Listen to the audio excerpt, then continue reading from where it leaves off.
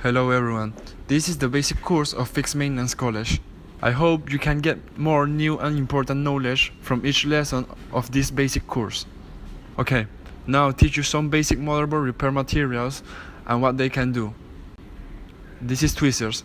As you can see that one tweezers is straight, another one is curved. These two are entry-level tweezers. The material is hard, not easy to damage, mostly used for motherboard chip disassembly. This is the second tweezers. The material of this tweezer is ceramic, so it is anti-magnetic. The tip of the tweezers is hard, sharp and thick enough, so it can be used for disassembly and assembly of motherboard chips and jumper. This is the third type of tweezers. This is high-level repair tweezers. It is more precise, sharper, easier to disassemble and assemble chips and jumper, but it is easy to break. Next, I will introduce you the blade. Here are two blade sets. Part of the chip is need to be pried off with a blade, and the chip pad processing, edge glue and other places need to use a blade. You will see which blade is used for which step in later lesson. The one on the left is SS101C, which is an advanced switch for mobile phone repair, scraper, sickle blade. On the right is the medium level repair blade, RL101B. This set had 8 blades, and they all are commonly used.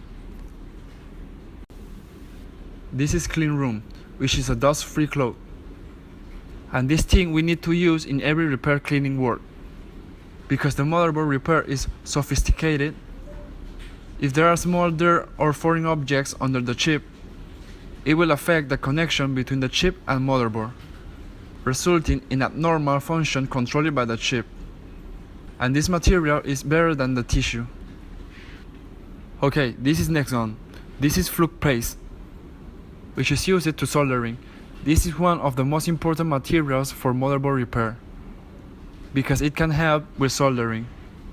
The conditions for choosing such products are that the flux should be clear, good weldability, less smoke, and not heavy smell.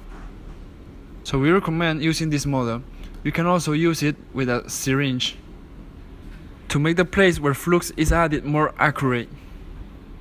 And this is PCB holder, which is used to clamp the motherboard so that it will not move during maintenance. This one supports iPhone 5X to iPhone XR. You can find other PCB holder with higher versions online. This is PCB water, which is used to clean the PCB board. When we handle the motherboard may have flux and glue or other foreign matter. We need to use PCB water to clean the motherboard. When the phone gets water damage, we also need to use it for cleaning. The next one is the reball stencil, which is used to reball. Because when we remove the chip, the thin ball of the chip have been deformed or shift. So we need to let the thin point of the chip back to thin ball. And this is 2D stencil, and in the market also have 3D stencil. You can check online to see if it is suitable for you. The materials used in our courses are cost effective. You can find other brands and models online. And the Revolve BJ stencil has many categories for different mobile phones models. You need to pay attention when buying. And this is soldering wick, which is used to clean the tin. It can absorb tin, then it will become silvery white. We need to cut off the discolored ones before continuing to use. When we remove the chips, the pad also have thin point and glue. We need to clean them and let it be flat. Otherwise, in the pad, some place upper, some place lower. And the thin point of the chips cannot connect all pins of pad well. And that chip function will not work. Okay, this is thin paste, which is used to microsoldering. This melting point of this thin paste is about 180 degrees. In the market also have the 138 degrees thin paste. And the original tin in the motherboard, the melting point is more higher. So when we handle the board, we need to add those lower melting point tin paste, so that it can more easy to clean the original tin. And we also use it for reball the chip. Thin wire and thin paste, the difference is status. One is solid and the other is liquid. They act in different places. You will see it in the following lessons. And this thin wire melting point also is 180 degrees. And there are kinds of jumper wire. Their thickness is different, and some are insulated and some are non-insulated. Insulated wires are used from jumper between two pins, and non-insulated wires generally used for jumpers at solder points which is missing. This is rosin. It is like solid flux paste, but it is solid and it will be smoked after heating and has good viscosity. This is also suitable for welding.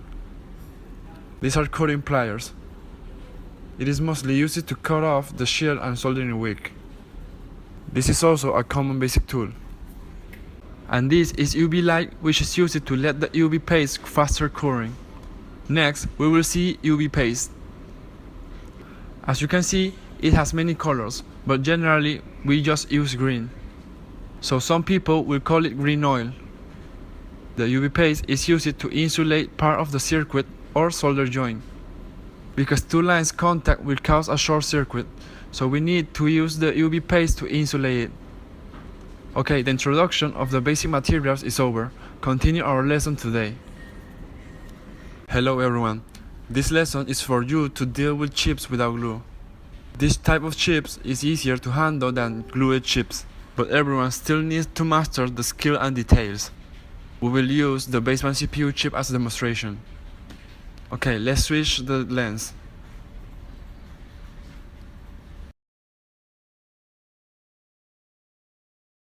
We need to use reverse stencils and tweezers. For tweezers, we can choose a tweezer that suits us out of so many. Then there is thin paste and flux.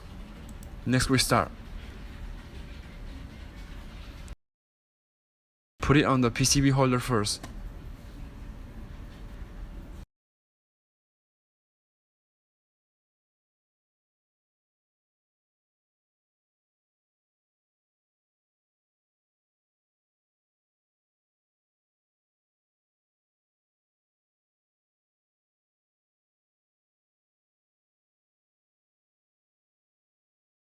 Let's take this XS baseband CPU as a case.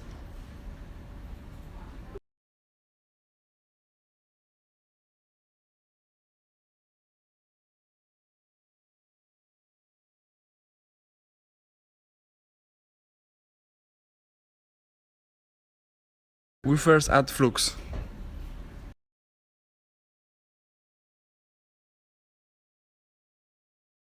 Our temperature is 360 degrees, wind speed is 50.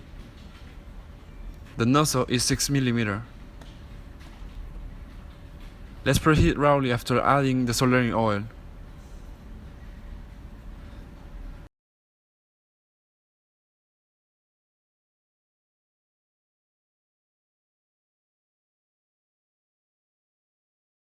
Just warm up for a few seconds. Then we find a tweezer for clamp. There is only one point below. Like this. This kind of tweezer is relatively soft, and then we can change to a slightly harder tweezers. Okay, in this case, very stable. Then we start heating. If it is heated, follow the chip we need to remove. Heat it moderately and rotate the gun. Then heat it for 5 or 6 seconds to put the tweezer on and gently clamp him.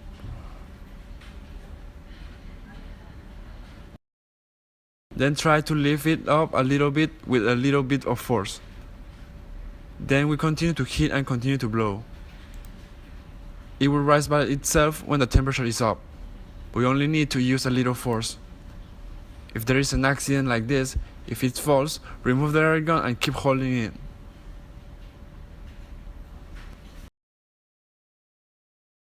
When the temperature reaches the bottom melting point, the bottom thin point will melt.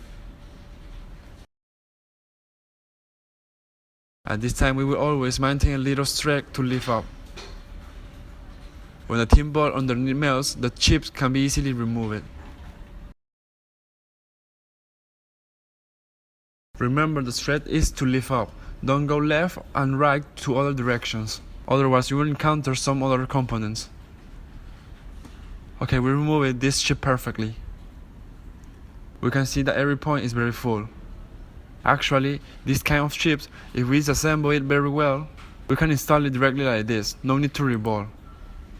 If the disassembly is not good, you need to reball. But it is better for novices to reball. But we dismantle it perfectly. This one, when you clamp it, lift it up. Don't go left or right. Just go up and just a little bit is enough. When the temperature reach, it will come down by itself. Then it is in this state. It is very perfect. Then start cleaning and processing the pads now.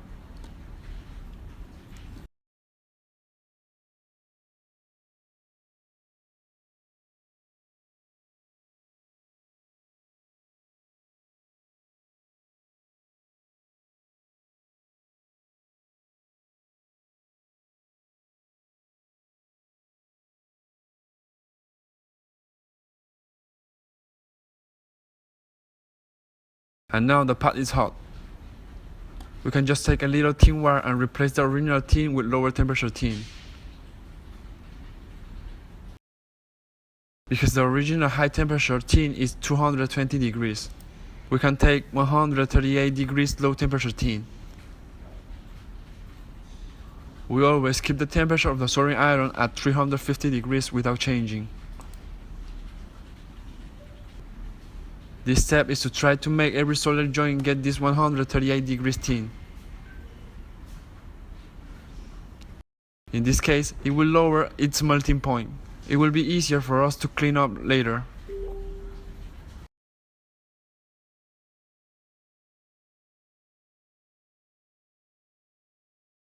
Then, in a situation like this, we have to add some flux.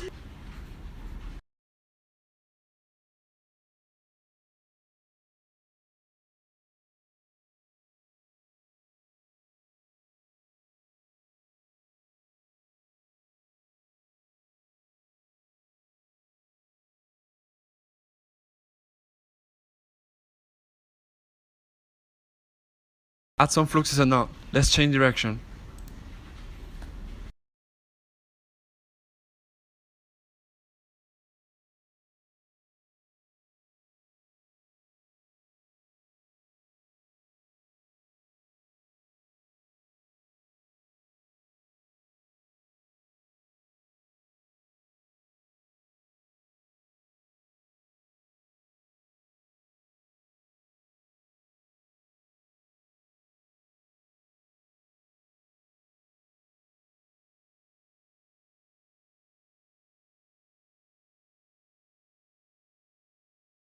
After the tin is replaced, you can change a soldering iron tip.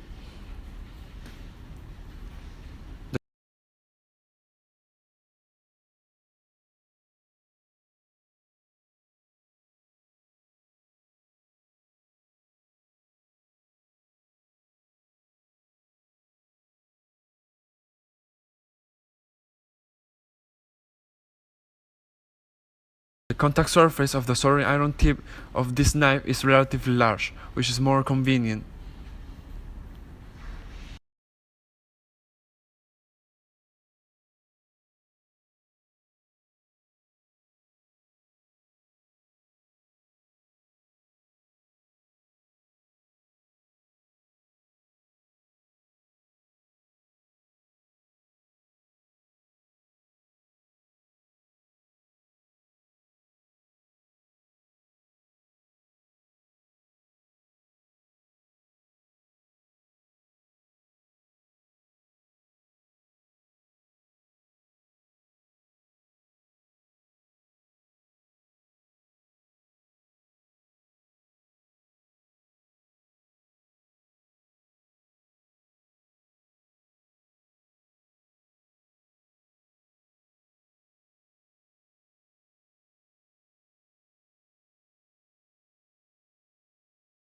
We have just cleaned the pad and just used this soldering iron tip.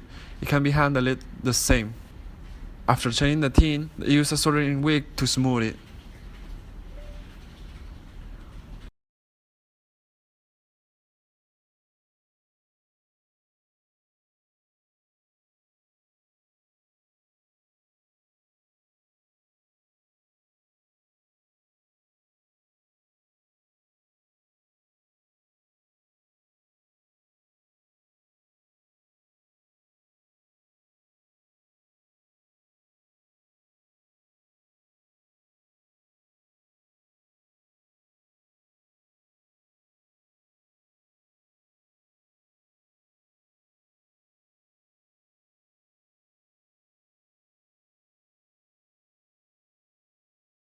If the temperature is not enough, use an air gun to heat it up.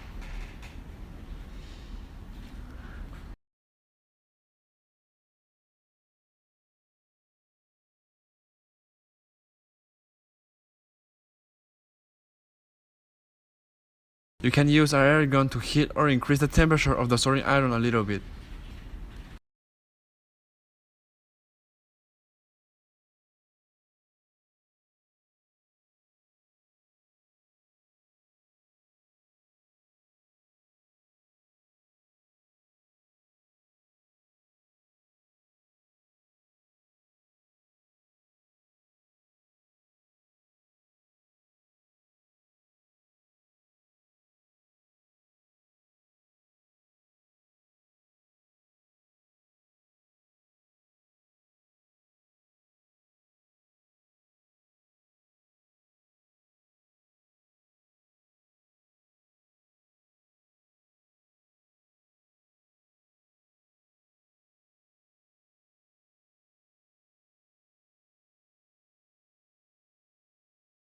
If the soldering wick can't be dragged, you can add a little soldering oil on it and clip it to the soldering wick.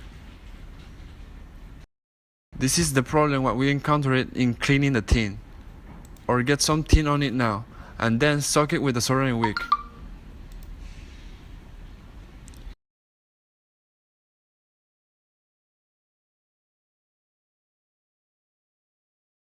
If it is always stuck, you can increase the soldering iron temperature by 10 degrees. Don't clean it off when the wick is hard to move, otherwise it will easily cause a drop point. Every point needs to be leveled. It will be better for install.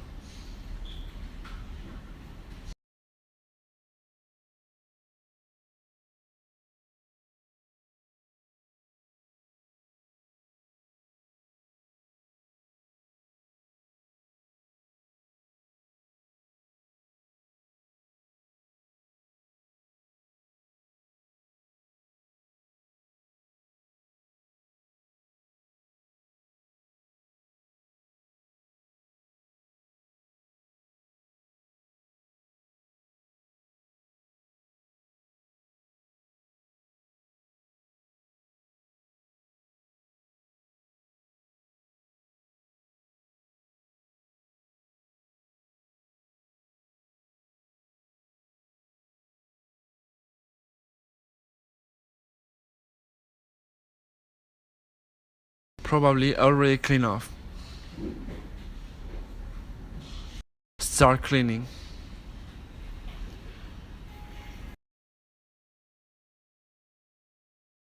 Use PCB water to clean.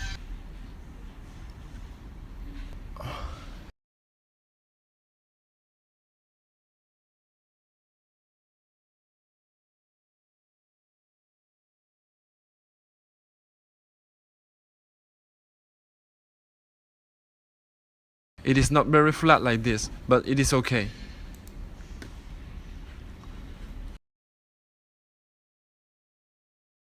You can clean it one more time if it is not flat.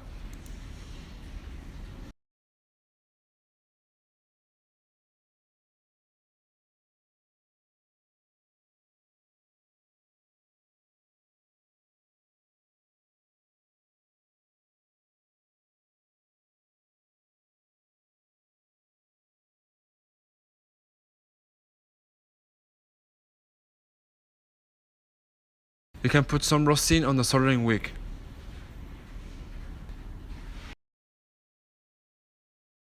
Then you can get a little tin, just a little bit.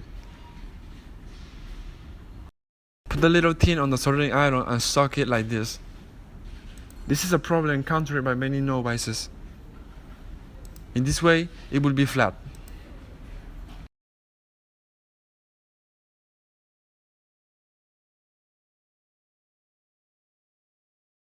Don't clean it off extensively when dragging it, just a little bit.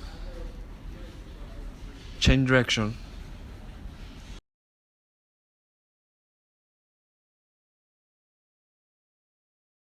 Try not to stay in the same position for too long.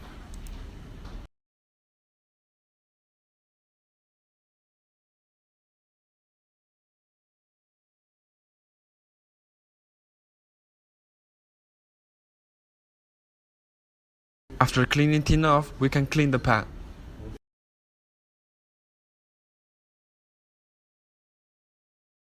Use cotton and PCB water for cleaning. Check if there are impurities on the surface. You must clean it.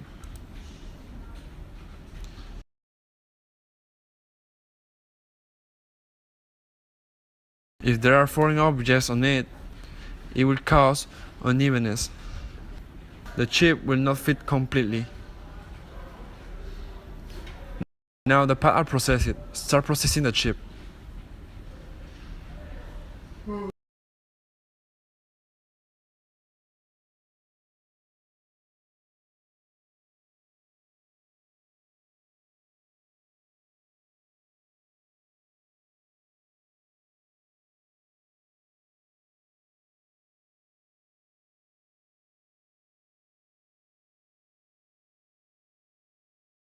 Since the baseband CPU is easily damaged and cannot withstand high temperature, try to be faster.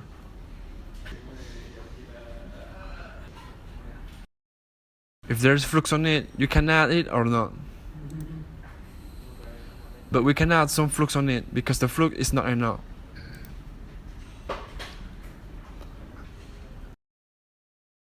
After adding flux, take some thin wire and stick it on the soldering iron.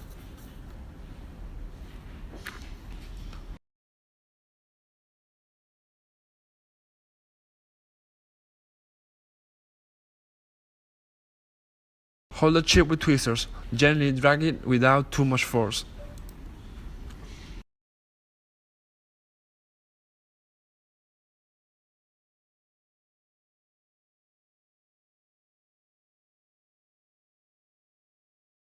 When the process reaches this step, the soldering iron tip only needs to touch the solder ball on the chip. We don't need to touch the bottom of the chip. Just lightly touch the tin ball. Otherwise, too much force will easily damage the chip. Okay, now all the tin balls have been put on low temperature tin. Then, what problems will we encounter? You can see that there are many black dots in this position. This is the oxidation point. After this time, use our soldering iron to slightly sharpen this point.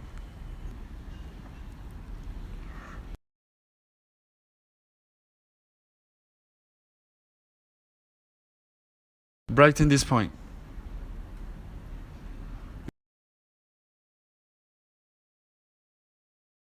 You can also plant the tin directly with a blade.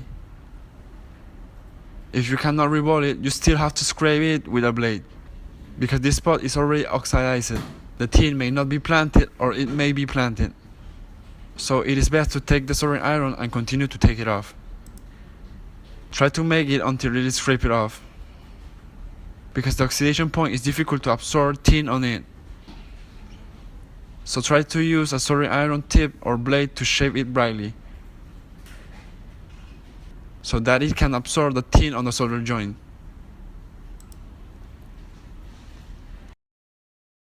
Clean at the first time.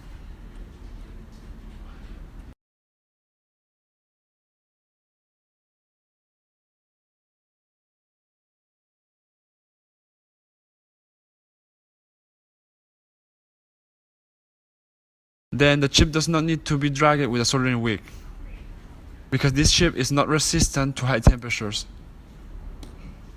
Like this point, you can use a blade to gently scrape. You can use the number 11 blade, it is more sharper. Don't scrape to other places, just scrape to this point. Zoom in for everyone to see.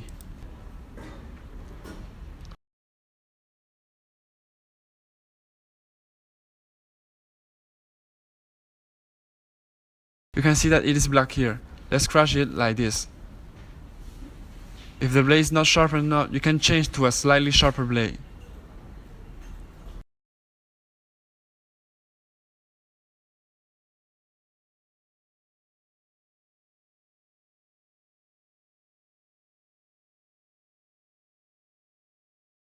Scrape gently like this. You can see that it has been scraped a little bit.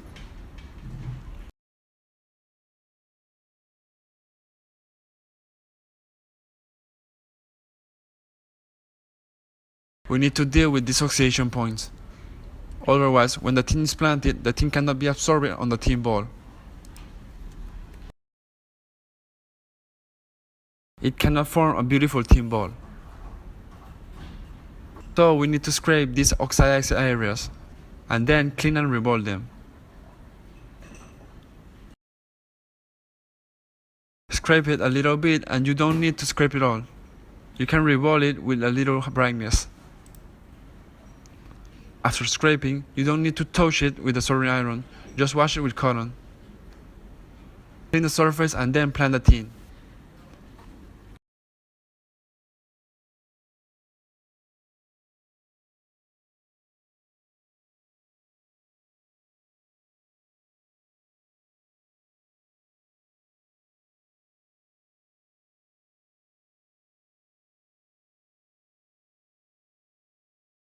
Revolve on the tissue. Just adjust to the right height by yourself. Fold it in half twice, or fold it once with two tissues. Like this.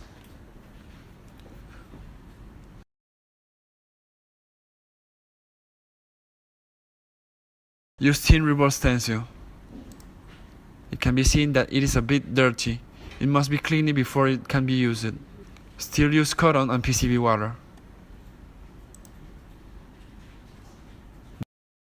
The chip under tissue to clean will be better.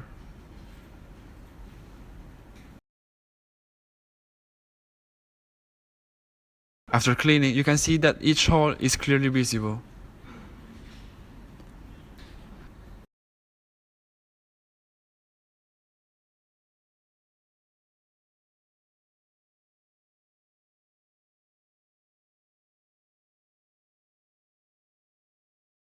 Use 183 tin paste.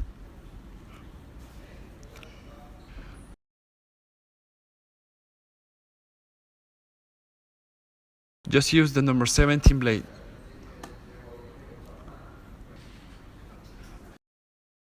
Use a dust-free cloth to soak a little, because too wet will cause the tin to explode and cause unevenness. Just soak it up a bit.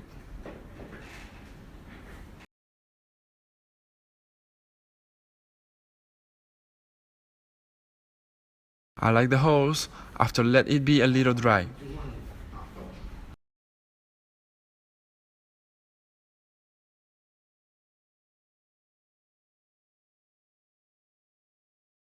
After aligning, press lightly. Don't press too hard, or the middle of stencil will bulge.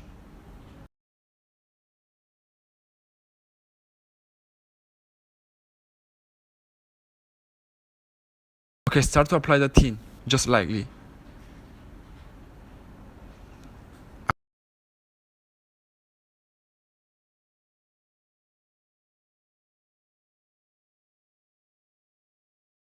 After applying it, wipe it with a clean dust-free cloth. Just wipe gently, don't need too much force, it will damage the tin underneath.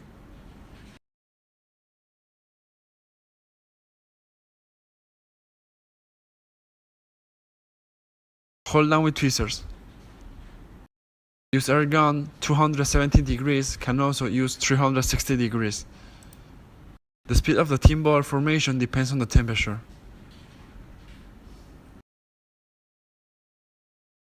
The air gun can turn around first when heating. Start heating.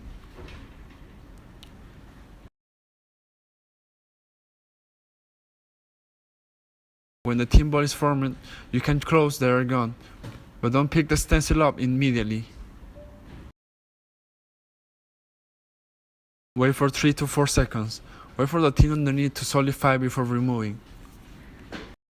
You can see that this tin is not melting. We continue to blow. Or we add a little flux. This is a problem everyone will encounter. Just add a little flux. Then we continue to hold it, continue to blow, no need to repeat the tin planting.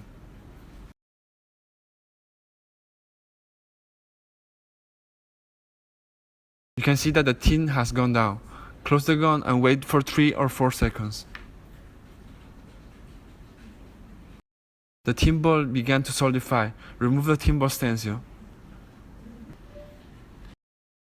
If the reball is very beautiful, it can be taken directly.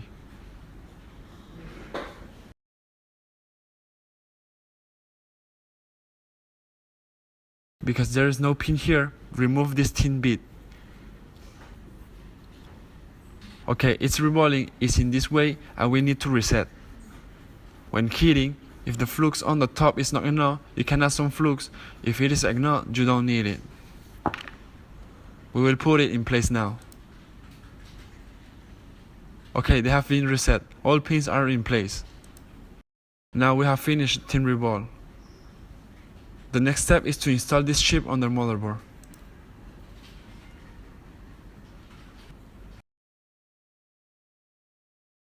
You can check it yourself if the reball is not so well.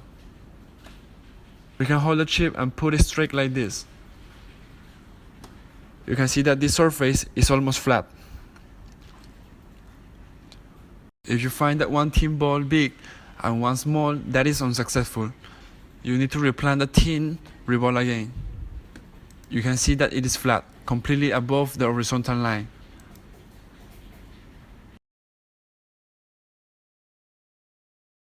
Each tin ball is of uniform size. If you find that the size is uneven, you need to replant the tin reball again. Then install it on the motherboard now.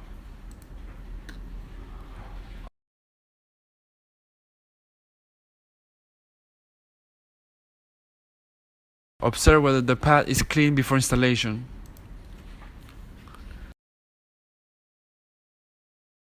Clean up the clutter.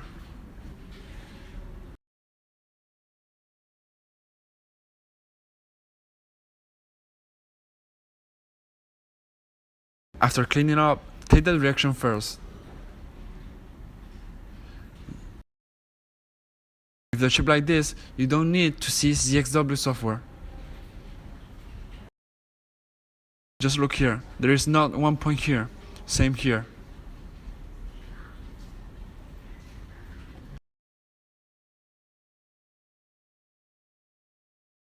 This method can be used when there is no ZXW software. If you cannot find the difference, you can look at the ZXW software. This one direction is A1 pin. A1 pin can just see the chip here has a point. Turn it over and take a look. There is also a point here. Prove that this point is facing the A1 pin. Okay, to start the installation. This chip is put on like this. This point is A1 corner. Here is A1 corner. If there is no drawing, we can use this method. For example, a pin is missing here, and a pin is missing at this position. They are matched. There is also a missing pin here. No other places are missing pins. So the direction must be like this. Okay, and a little soldering flux can be used when installing.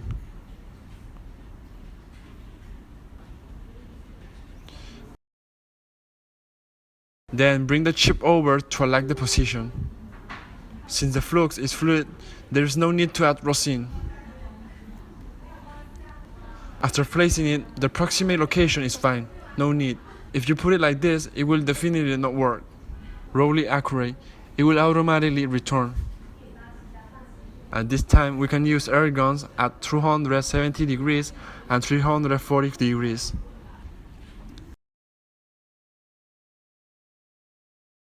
We can use 340 degrees.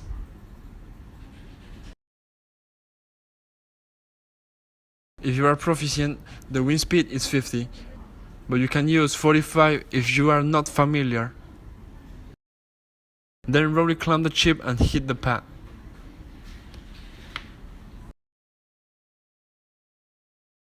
Okay, remove the air gun and put the chip in the approximate position. If the wind speed is low, you can loosen the tweezers. Then start hitting.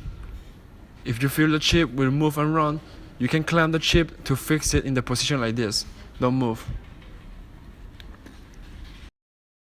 Then you can blow to the horn first, or to a certain place. Blow for about 3 seconds. Okay, take away the air gun and tweezers. Don't move. Okay, loosen the tweezers. At this point, the tin has solidified a little bit, so heat it up. Don't worry about it if you see a bit crooked. Start move the hot air gun rotary, in order to make each part of it evenly heated. It has moved and it begins to show signs of returning to its place. Continue to hit. When the chip moves by itself, immediately use the tweezer gently push it. You can see that we can move it. At this time, since the points below are denser, everyone should be lighter. To show everyone. You can see that just a light push is enough. Push slightly and there will be a rebound process, proving that the chip has been installed properly. After it has returned to its position, you must immediately stop the gun and stop blowing. Okay, this operation is complete. Then it's still the same. Don't get the motherboard right away. Don't move it right away. Wait 1 minute or 30 seconds. Wait for the motherboard to cool down before taking the motherboard down. This will not cause problems with tin ball. Next, teach you to disassemble a slightly smaller chip. In fact, the method is the same. Please practice more. These chips are all the same.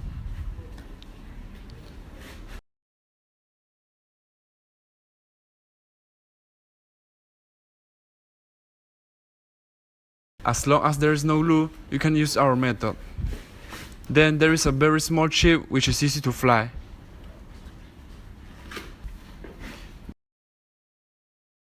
This is not too small anymore. Let me demonstrate how to remove the small chip. Apply some flux first. Don't need too much. It is almost fine. Temperature 360.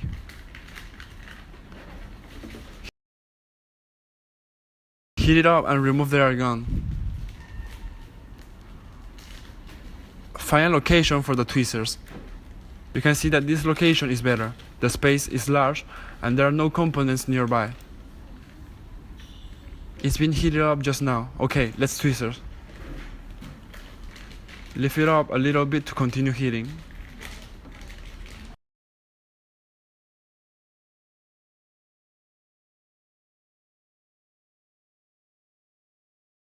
While heating, use tweezers to hold it and lift it up a little bit. This is perfectly removed. Then the method is the same as before. Handle the pad first and then use the soldering wick to make it flat. If the soldering wick does not go down, you can drag it straight. The unevenness here can also be installed with chips.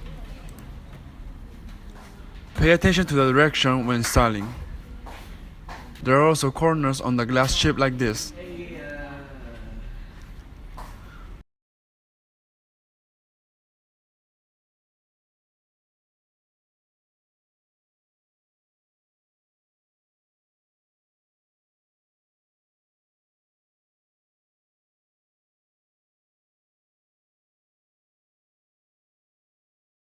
We can find a direction to look back. This will be clearer. You can see that there is a corner here. We have to look at the drawings like this. Seeing which direction the A1 pin is, we can align this pin in its direction. There is also a chip that is easy to blow away.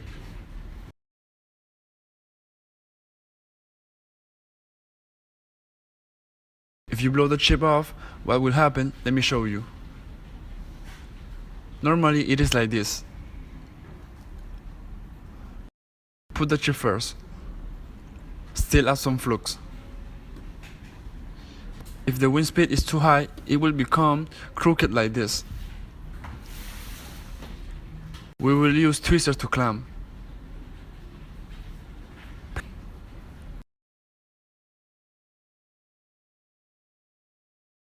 place the approximate location.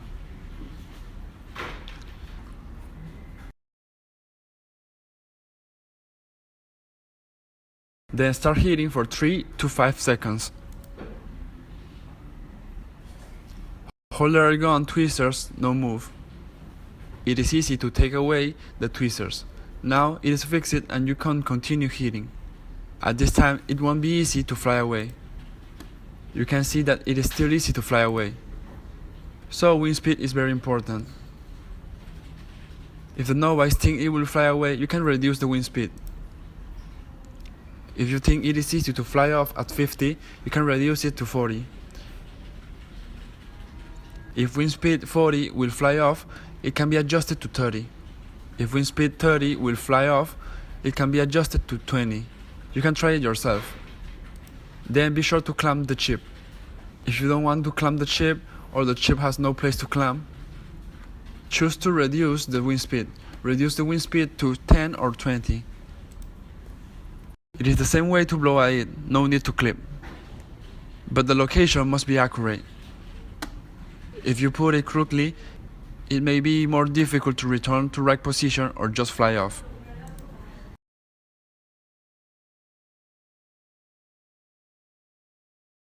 Let's demonstrate the removal of a very small chip. Let's show you the baseband EEPROM. It is more dangerous.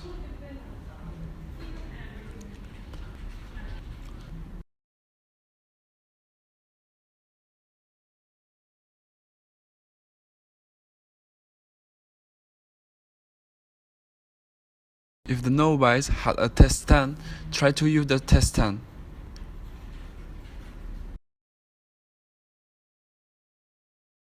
First, find a handy tweezers, not the kind of wear tweezers.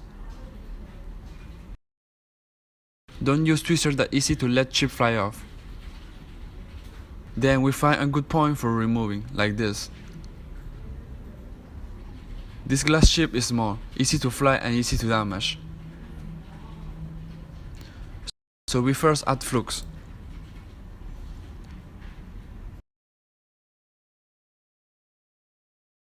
Still the same, air gun using 360 degrees. I will show you the novice method, which is very suitable for novices. It won't fly off away. Set the wind speed to 50. If you still feel this air wind high and chip will fly, can adjust it lower. That will cause the time for hitting to become longer. Let's just blow. Because the wind speed is low, it is not so fast, so you can try. For example, we want to dismantle this chip.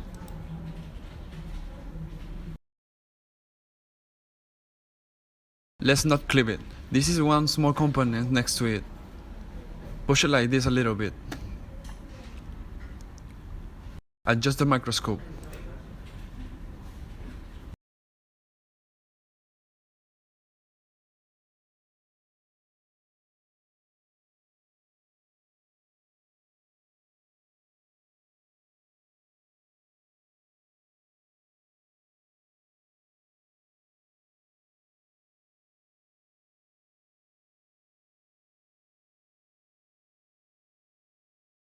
We keep blowing at it.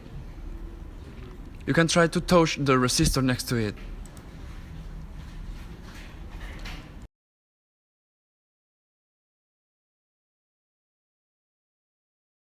It hasn't melted here yet. Very low wind speed is very suitable for novices. You can see that it can be moved. Don't rush to get it at this time. Take off the air gun. Then clamp the chip and reheat. Don't use too much force, so it is clipped out. It is still the same way to reball.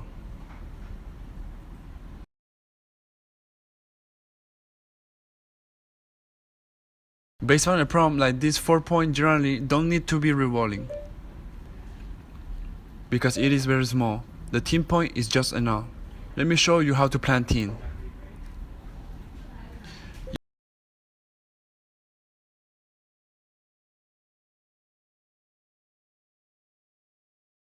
Use paper towels. Be lighter, this apron will not fly off.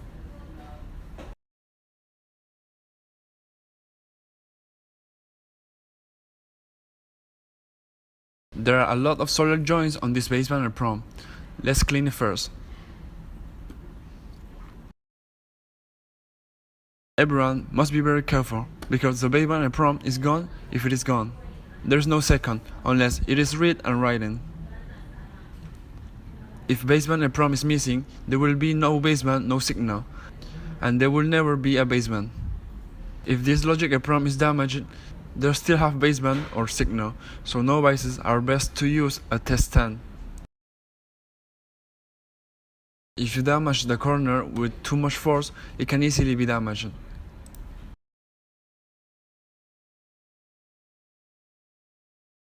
So everyone should be lighter.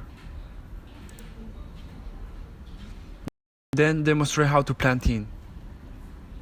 For planting tin like this, you don't need to clean with the soldering iron. Nothing is needed, just take out the tin rebar stencil. As long as it matches the 4 points, it is okay. The same thing is to clean the tin rebar stencil first. It is also possible to use multiple holes, as long as 4 points are on the right place. Okay, it is right, rebar. Don't worry about the others, plant tin.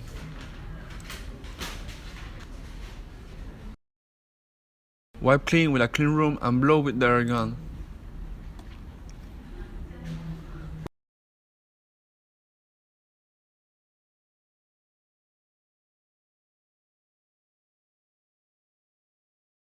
Wind speed can be adjusted by yourself. Don't rush to get it. Then let's touch it a little bit like this.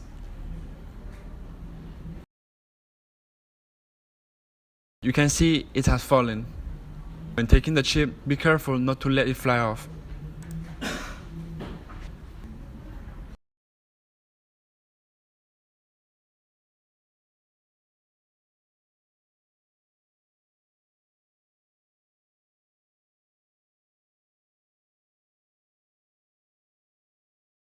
Now we have planted the tin, we put it in place. Returning, use tweezers to hold it, don't use too much force, and gently. The wind speed is the same as just before, not too high. Okay, already planted like this.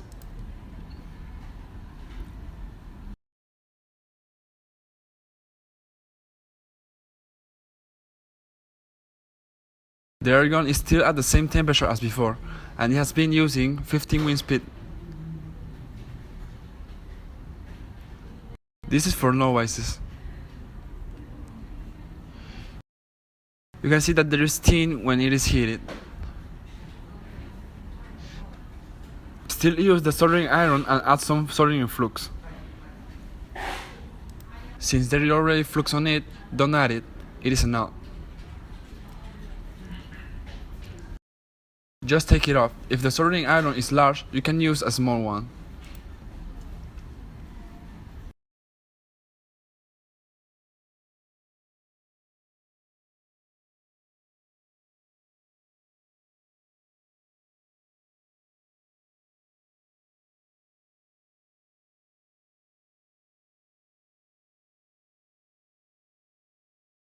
Just flatten it with a soldering iron a little. No need to drag with the soldering tape, because only 4 points are not very demanding. Then clean.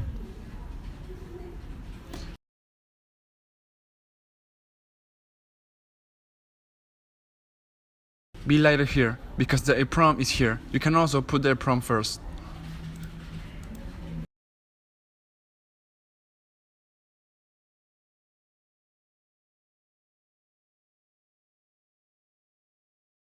Clean as long as there is no foreign matter.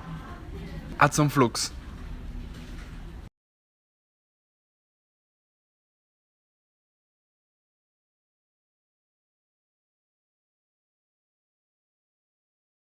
We still find the direction of A1 pin. The A1 pin of the basement apron is in.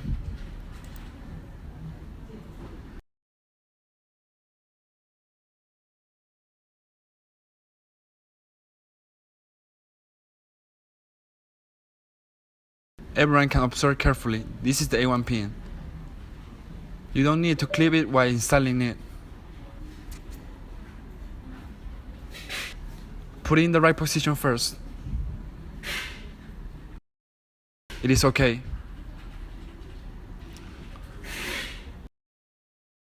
Show everyone how to blow it without missing. Heat it up first. The wind speed is still the same as before. This wind speed cannot fly.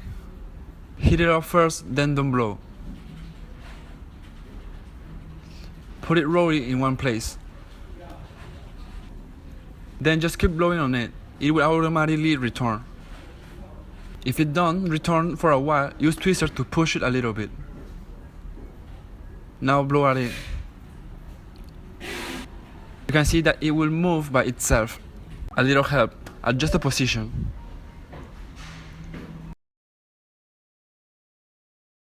See if it is already in place. Blow until the tin is completely melted. Such wind speed is not afraid of it blowing off. This is suitable for novices. Everyone can try. Only limited with this kind of small ships. The big ship cannot do like this because the wind speed is too low. You can see that it has returned it. Okay, close the gun. This kind does not need tweezers at all, and is not afraid of it being broken. It is okay when it cools.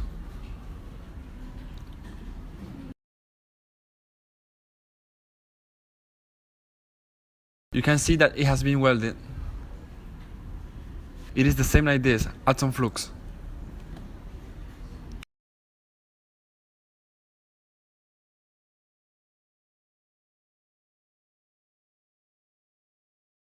Then this kind of chip directly use 360 degrees and 50 wind speed.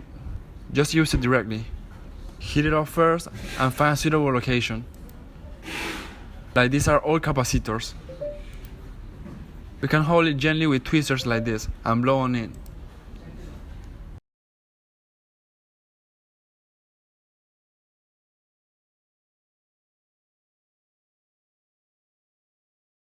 Raise your hand slightly. You can see that it are up, very beautiful.